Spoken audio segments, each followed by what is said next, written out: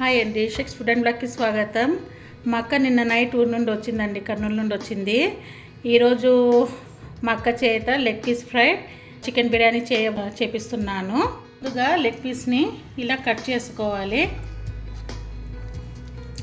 ఎందుకంటే ఇలా కట్ చేసుకుంటే మసాలా అనేది బాగా పడుతుంది. లెగ్ పీస్లను వాష్ చేసి పెట్టాము. కడిగి పెట్టుకున్న లెగ్ పీస్లను ఇప్పుడు మసాలా అంతా కలుపుకొని ఒక పాత్రలో వేసుకుంటున్నాను. ఇప్పుడు ముందుగా ఇలా సన్నగా తరిగి పెట్టుకున్న కొత్తిమీరను వేసుకోవాలి. పుదీనా ఎక్కువ వేసుకోరాదు, కొద్దిగా వేసుకోవాలి. గడ్డ ఉప్పు, కారం వేసుకోవాలి. నేను 3 స్పూన్లు వేసాను. 1 స్పూను పసుపు, గరం మసాలా, ధనియా పౌడర్, పెప్పర్, యాలకుల చెక్క పౌడర్ అండి, మిక్సీ చేసి పట్టుకున్న పౌడర్ అది. 1 స్పూన్ జీలకర్ర పౌడర్, ఒక 4 స్పూన్ల కార్న్ఫ్లోర్ వేసుకోవాలి.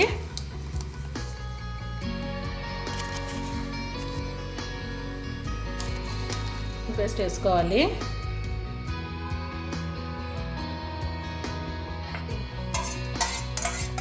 ఒక 1/2 కప్ అండి. ఇలా అన్నీ బాగా మిక్స్ చేసుకోవాలి.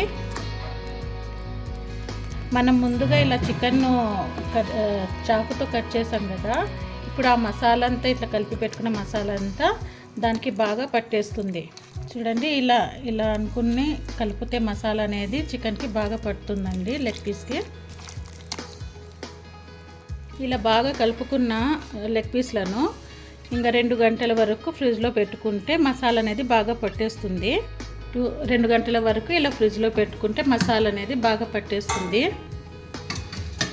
ఇక్కడ ముందుగానే మనము లెగ్ పీస్లను మసాలా అంతా కలిపి పెట్టుకున్నాం కదా, అది ఫ్రిడ్జ్లో ఒక 2 అవర్స్ పెట్టాం కదా. ఇప్పుడు ఒక 1/2 అవర్ ముందే తీసి బయట పెట్టుకోవాలి. వెంటనే తీసి ఫ్రై చేస్తే సరిగా చికెన్ అనేది ఉడకదు, బాగా రోస్ట్ కావాలి. ఇప్పుడు ఆయిల్ హీట్ ఎక్కింది కదా, ఇందులో ఒకటొకటి చేసుకొని చికెన్ లెగ్ పీస్ని వేసుకోవాలి. ఇది హై ఫ్లేమ్లో పెట్టుకోకుండా మీడియం ఫ్లేమ్లో పెట్టుకొని ఫ్రై చేసుకోవాలి.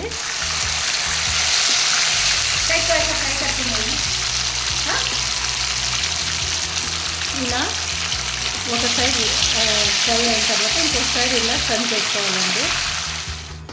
మా అక్క చేసిన చికెన్ బిర్యానీ, లెగ్ పీస్, పెరుగు పచ్చడి, పుల్లంటి కూర రెడీ.